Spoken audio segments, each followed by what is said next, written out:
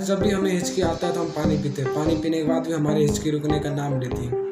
Guys, हिचकी को रोकना तो आसान है, मगर उसको जड़ से खत्म करना काफ़ी मुश्किल हो जाता है। ऐसा इसलिए भी होता है क्योंकि हमारी पास्ट के स्ट्रेंज फीचर है जो हमारे बॉडी के अंदर आज भी प्रेजेंट है।